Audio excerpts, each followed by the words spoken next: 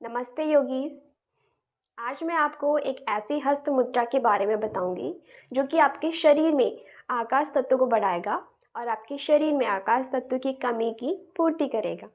इस मुद्रा का नाम आकाश तत्व के नाम से ही है, आकाश मुद्रा। आकाश अपनी ऊंचाई और अपने विस्तार के लिए जाना जाता है और इसी में ही ध्वनि उत्पन्न होती है और हमारे कानों से हम तक पहुंचती है। जब शरीर में आकाश तत्व की कमी हो जाती है तो हमें काफ़ी सारे कान से संबंधित रोग होने लगते हैं, जैसे कि कम सुनाई देना, बहरापन, कानों से लिक्विड निकलना, कान का बहना जिसे आप कहते हैं, और कानों में झनझनाहट या अनावश्यक आवाज़ें आपको आना। ये सब कान की समस्याएं हैं जो कि आकाश तत्व की कमी होने पर आपको हो सकती हैं।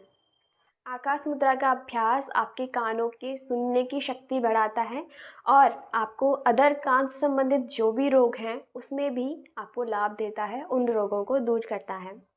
दूसरा, हमारे हाथ की मध्यमा उंगली यानी कि जो बीच की उंगली होती है, सबसे बड़ी फिंगर, ये आकाश तत्व को रिप्रेजेंट करती है और हमारी इसी उंगली का संबंध हमारे हृदय से भी होता है।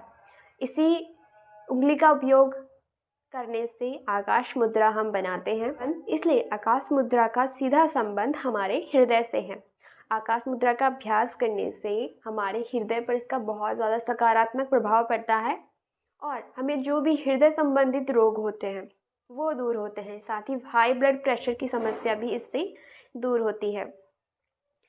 आकाश मुद्रा का अभ्यास करने से हमारे शरीर की अस्थियां, हमारे शरीर की हड्डियां पहले से अधिक मजबूत होती हैं और हमारे शरीर में कैल्शियम की कमी भी दूर होती है, जिससे ऑस्टियोपोरोसिस या जोड़ों के दर्द संबंधित समस्याएं भी दूर हो जाती हैं। साथ ही गले से संबंधित रोग भी आकाश मुद्रा का अभ्यास करने से दूर होते हैं। गले से संबंधित रोग जैसे थायराइड, गले में खराश होना और कफ का बढ़ जाना, ये सभी रोग आकाश मुद्रा का अभ्यास करने से दूर होते हैं।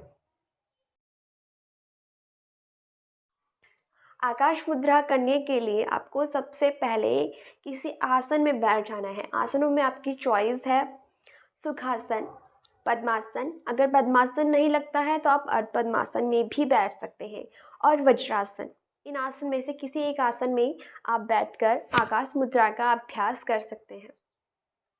आपको सबसे पहले इन आसनों में से किसी एक आसन में बैठना है और यहाँ पर 5 से 10 लंबी गहरी सांसें लेनी है। अपने सांसों को सामान्य करना है।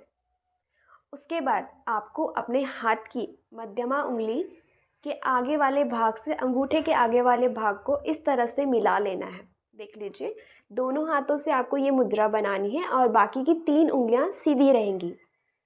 इस तरह से आपको ये मुद्रा बनानी है और इसको अपने किडनीज के ऊपर, अपने घुटनों के ऊपर रख देना है।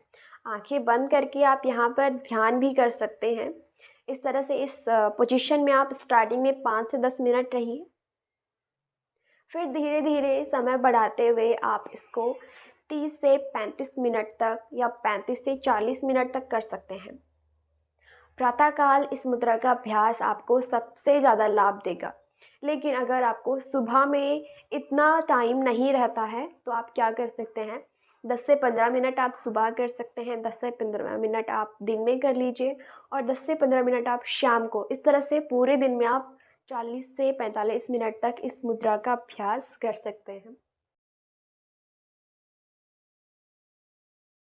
कुछ योग मुद्राओं का अभ्यास हम चलते फिरते, उठते बैठते, कभी भी कैसे भी कर सकते हैं, लेकिन आकाश मुद्रा का अभ्यास कभी भी चलते फिरते हुए नहीं करना चाहिए। किसी एक आसन में बैठकर ही आकाश मुद्रा का अभ्यास किया जाता है।